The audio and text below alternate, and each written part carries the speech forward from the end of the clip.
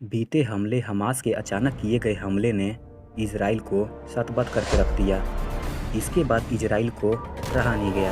Israel ने भी जवाबी में कार्रवाई की, जिसमें हमास के कई आतंकी ढेर हो चुके हैं।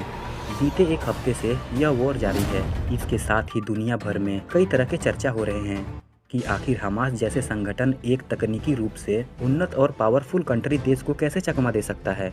क्या इसने खुद की अपना सेना बना रखी है और इजराइल की सैन्य ताकत कितनी ताकतवर है। तो आइए जानते हैं। इससे पहले नए व्यूवर चैनल को सब्सक्राइब और वीडियो को लाइक करना ना भूलें, क्योंकि यहीं पे मिलेगा रोचक तथ्य। हमास के पास कौन कौन से हथियार हैं। 1987 में फिलिस्तीनी मौलवी शेख मोहम्मद यासीन द्वारा बनाया गया हमास पहली बार 2006 में गाजा की सतह में आया था।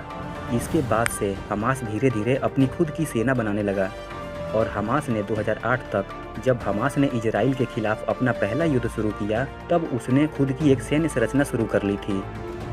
आपको ऐसा नहीं लग रहा कि बाबा वेंगा की वो सारी भविष्यवाणियों में से कुछ भविष्यवाणियां धीरे धीरे सच साबित होते नजर आ रही है। फिर रूस और यूक्रेन का वॉर ही पूरी दुनिया को हिला के रखा है। अभी ये सुलह ही नहीं हो पाया कि अब गाजा और हमास इजराइल का वॉर पता नहीं कितना बड़ा रूप ले सकता है। और कहीं गलती से इस वॉर में परमाणु बम का इस्तेमाल किया गया तो यह इंसानी जाति के लिए अंत की ओर ढकेल देगा। और कहीं गलती से न्यूक्लियर वॉर छिड़ भी जाता है तो आप सोच नहीं सकते कि इस धरती से सबसे पहले गरीब लोगों का सफाया होगा। बचे रहेंगे तो कुछ अमीर लोग, जो आसमान में अपने हवाई जहाज में उड़ते रहेंगे, अंडरग्राउंड बेस में चैन की नींद ले रहे होंगे। जमीन पर कितनी पावरफुल है इजराइल की सेना। इजराइल की सेना जमीनी ताकत की बात करें तो इसके पास तकरीबन 2500 युद्धक टैंक और इसके पास तकरीबन 56,500 बख्तरबंद वाहन हैं, जिसकी स्वचालित तोप 700 है। 300 से 400 के बीच मल्टीपल लॉन्च रॉकेट सिस्टम है। ऐसे कई विमान हैं और 150 के आसपास हेलीकॉप्टर हैं, जबकि अटैक हेलीकॉप्टर की संख्या 50 से भी ज़्यादा है। और सबसे ज़्यादा खतरनाक पावरफुल जो मिसाइल है वो है परमाणु न्यूक्लियर बम। दोस्तों, आपने तो ब्रह्मास्त्र का नाम तो सुना ही होगा। आप इतना समझ जाएं कि न्यूक्लियर बम ही ब्रह्मास्त्र का दूसरा रूप है।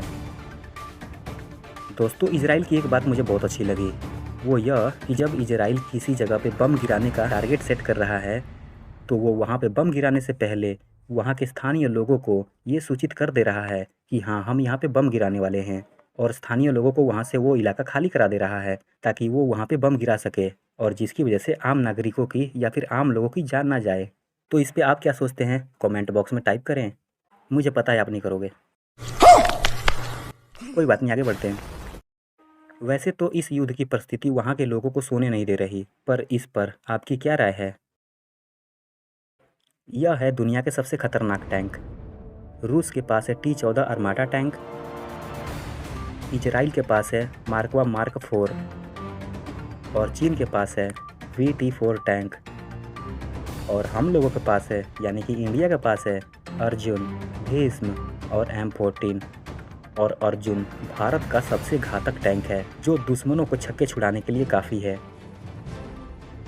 और जो इजराइल की सैन्य ताकत है और इनके हथियार हैं, वो हथियार दुनिया भर में चर्चित हैं। और अब भारत ने भी, रूस के बाद अब भारत इजराइल से हथियार खरीदेगा और इजराइल से मिसाइल खरीदने की बात आगे बढ़ रही है।